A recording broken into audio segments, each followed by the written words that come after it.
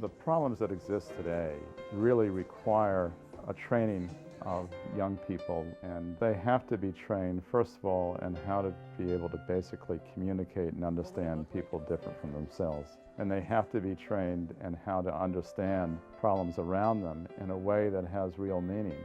And they have to be able to translate that into solutions that the community will ultimately own.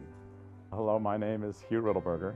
I'm the Executive Director of LearnServe International, and I've nominated Scott Rechler to be a Linowes Leadership Award recipient, in large part because Scott embodies the very thing that Linowes is recognizing, which is a person that's committed to this area, that believes in the youth and believes in their potential and what the world needs for tomorrow.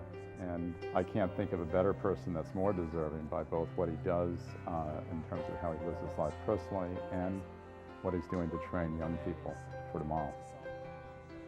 Scott runs a training program that selects about 50 to 60 high school juniors, seniors, sophomores throughout the Washington area. They represent about 28 public, private, or charter schools.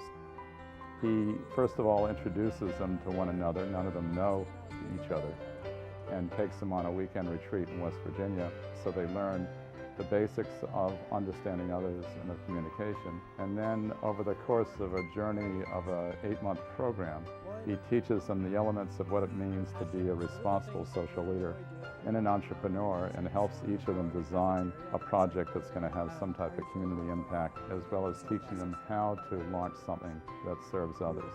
So when they have an idea and they may say they want to save the world, and starting out with very global plans and ideas of how they want to do it, Scott doesn't tell them they can't do it.